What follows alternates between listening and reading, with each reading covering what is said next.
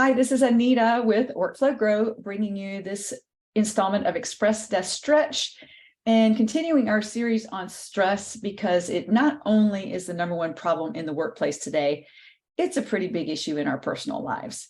So this video is actually going to be just a little bit longer than most of my videos because I am going to introduce you to a process that I teach on managing stress better. And the process is called FLOW. And the FLOW, it's a 4-step process, and FLOW is an acronym for the 4 steps. And the first step is foundation. So the way that you start your day really impacts how you handle the twists and the turns throughout your day. So if you think about the metaphor of a tree, and a tree that has deep roots is able to withstand a storm much better than a tree that has more shallow roots. And you know what? The same thing works for us. The better grounded that we are, rooted down at the beginning of our day, we can withstand the storms of the day much more effectively. And so some ways to do that are, instead of tuning in to the daily damage report, otherwise known as the morning news, I recommend and teach starting your day with some form of quiet time. Now, there's a number of things that can be done in this, from meditating, journaling, coming up with some affirmations, doing a gratitude journal, to doing some exercise. And any of that is shown, and research has shown, to help produce these feel-good hormones that enable you to, first of all, feel better, so you're going to be much less reactive throughout the day, but it also makes it easier for you to face the headwinds of the day. The second step, the L in FLOW, stands for listen. So my mama used to tell me, Anita, use your ears and your mouth in proportion to each other. In other words, listen twice as much as you talk. Often as human beings, we tend to listen to respond versus listening to others understand. And that robs us and whoever we're communicating with the opportunity to connect. And we as human beings are built to connect with other human beings. And one of the best ways to do that is to truly listen to the person that we're interacting with. Builds better connections, makes us happier. The third step is the O, which stands for options. And that is simply looking for options and opportunities to bring value to other people. It can be something significant, like, doing a really big favor, and it can be something very simple, like holding the door open for somebody or letting somebody in a line of traffic. Little simple random acts of kindness like that helps not only us, but the person that we're helping to spike up the feel-good hormones like dopamine, oxytocin, and serotonin. And the good news is anyone else who sees us doing that also is inspired to go do that out in the world. And it just makes the community that you live in and the world that you live in a better place. And then the last step, the fourth step, is the W, which is wrap it up. And ending your day is just as important as the foundation of your day. And so all of the suggestions that I gave you in the foundation part, meditation, prayer, journaling, gratitude, all of those also work. I just recommend don't do hard exercise like right before you go to bed. You can do it at the end of your workday, but not right before you go to bed. Instead, I recommend something more restorative, like a gentle yoga practice. And that's what our video is going to focus on today, is a gentle yoga practice versus stretches that you can do at your desk. So I will also offer a breathing technique, as I always do, if you're able to stick around at the end of the yoga practice. So you might want to put on something comfortable and grab a mat if you have one. Not mandatory by any means. You should be able to do pretty much all of this in clothes, but maybe not a skirt or a dress or something like that. All right, we will see you in the stretch/yoga part of the video. Thanks.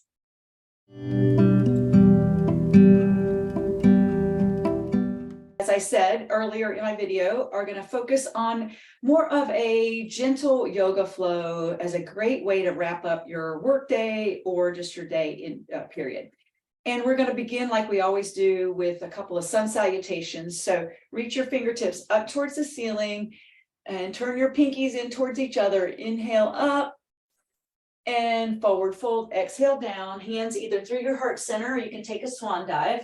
Halfway lift, inhale, forward fold, exhale, and sweep your arms back up, extended mountain. 2 more times, forward fold, halfway lift, pull the pit of your belly in and up, forward fold, exhale, extended mountain. 1 more time, forward fold, halfway lift, forward fold, extended mountain. All right, very good. Now come into Thunderbolt, which it looks really more like a lightning bolt. Here it is from the side. Another name for this pose is chair pose. So you want to sink your hips down. You can do this with your feet apart or your feet together, whatever is comfortable for you. So Thunderbolt. So lift the front of your pelvis up and turn your upper arm bones back and spread all 10 of your toes out on your mat. So keep your weight in the 4 corners of both of your feet. And bring your hands to heart center and twist to the right. You can use the leverage of your elbow on the outside of your right knee and use that as leverage to twist open. So if that's not accessible to you, you can separate your feet and take your elbow on the inside of your left knee or a prayer twist. Option to part your arms. As you inhale, lengthen. As you exhale, take your gaze further up. So this just helps to squeeze stuff out of your organs that you don't need. It's a great way to get rid of what's not serving you. And then come back to center. So come into your Thunderbolt again with feet apart or together. I'm going to do mine together this time and twist to the left. Bring your hands to heart center and twist. And one thing you want to check out is watch your knees. Your right knee is going to want to get ahead of your left knee. So look at your knees, make sure they're in alignment with each other, and then twist. You want to twist from your spine, not your hips. So if your knee is ahead of each other, your right knee is ahead of your left, you're twisting from your hips. You want to twist from your spine. So get your knees in alignment and twist open to the left. Keep breathing. With each exhale, try to twist a little bit deeper, part your arms.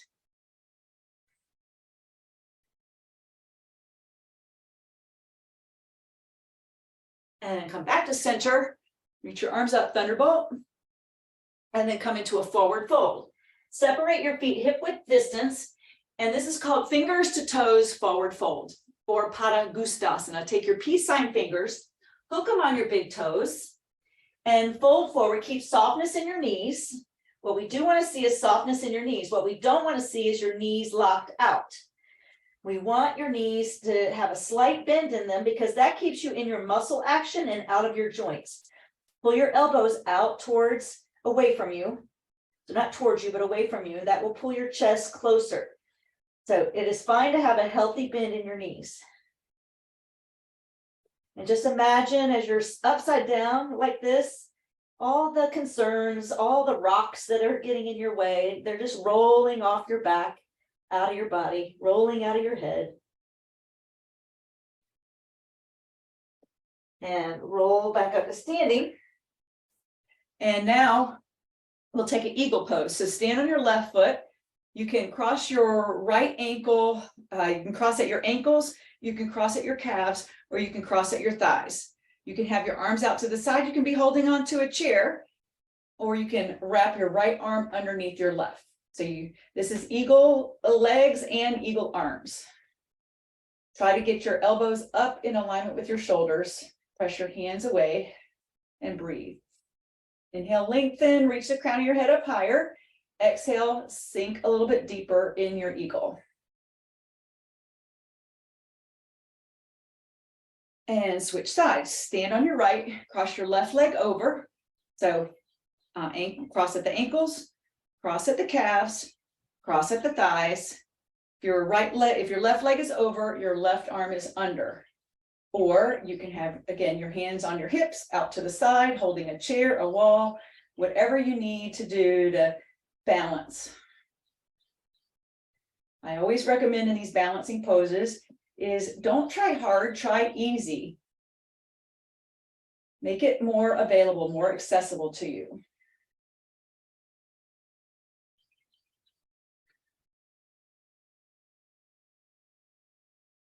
And unwind. Step your feet out to further than shoulder width. So like a semi-straddle. Take a bind behind your back. If you need a strap or a towel, grab one. But take a bind behind your back and fold forward. This is a great opening for your hamstrings, your lower back, your shoulders, your thoracic spine. Once again, just give up what you must here. Just let it roll out of your soul.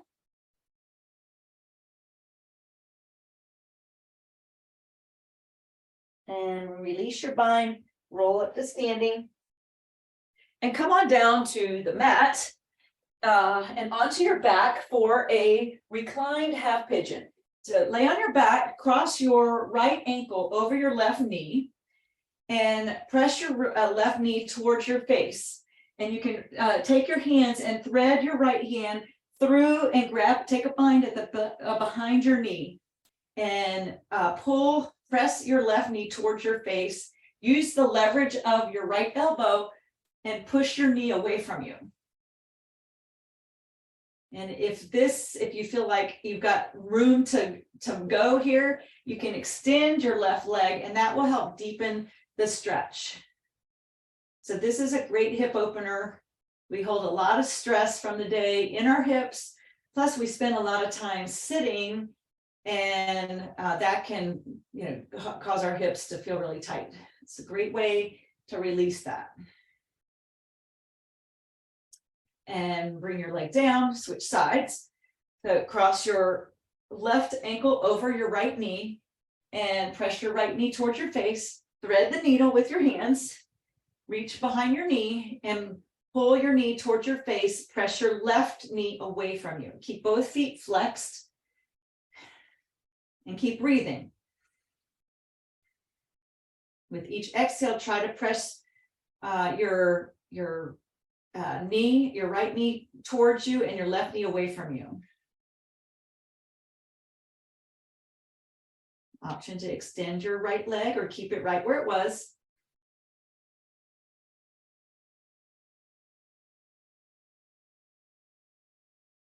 And release that. Come up to a seated position. So this is a seated forward fold, or in Yoga Sanskrit, Paschimottanasana. So extend your legs forward, again, keeping softness in your knees. Reach your arms up over your head and fold over your legs. Take a bind anywhere on your legs, be on your shin or your calves or your ankles, or if you're able to reach your feet, do that. And try to keep your chest lifted as much as you can versus hunched over like that. The goal is to get opening in your lower back and in your hamstrings. It's not to round over, get your chest to your thighs. If you're able to get them there, that's great, but try to do so keeping your chest lifted.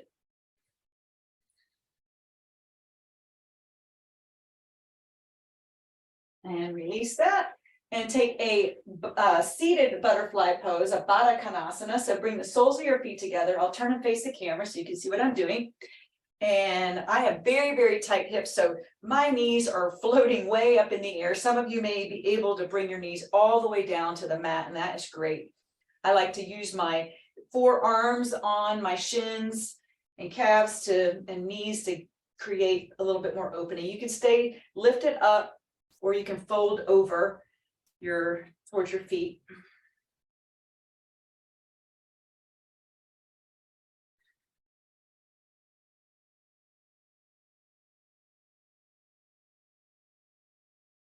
And a couple more poses here. So come into a reverse tabletop.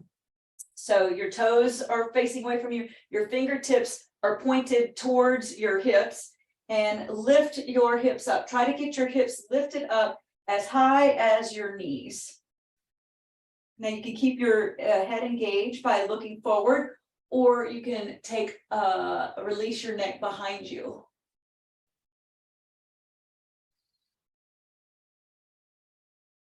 And bring that on down and come into a waterfall. And you can do this just laying flat on the floor. If you're close to a wall, you can run your legs up a wall. And if you have a block, which I really like in this pose, I'll show you what you can do with block, is to lift your hips up a little bit up over your heart, and just hang out here for a moment.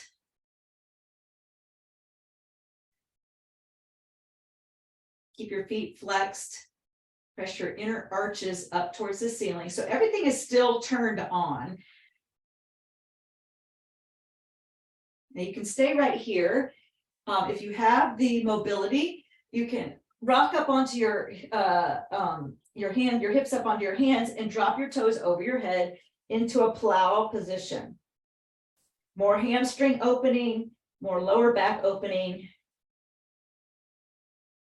And if you're in plow, you can take a deaf man's pose, drop your knees by your ears, or for me, it's by my temples, because I don't have that flexibility, which is fine. And then roll down one vertebra at a time. And we'll close with a supine twist. So bring your knees up into your chest, drop your knees to the left, and take your gaze to the right. I like to take my hand on the outside of my right knee, so my left hand is on the outside of my right knee, providing a little extra pressure so I can twist a little bit deeper. Ring out one more time. And switch sides, drop your knees to the right, take your gaze to the left.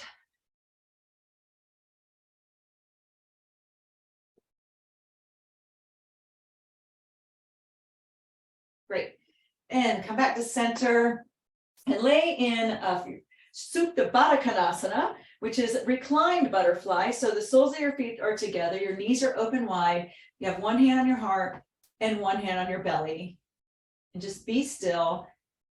This is our last pose. Just feel your breathing, feel your breath. Notice as you inhale, your chest expands. As you exhale, your chest contracts. Just bring your attention there.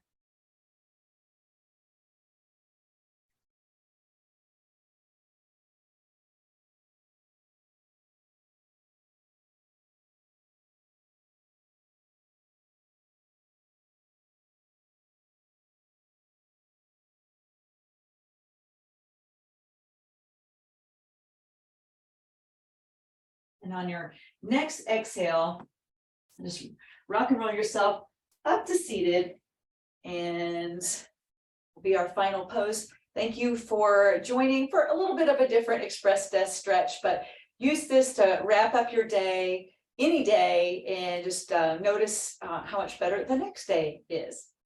Thank you for joining. Namaste.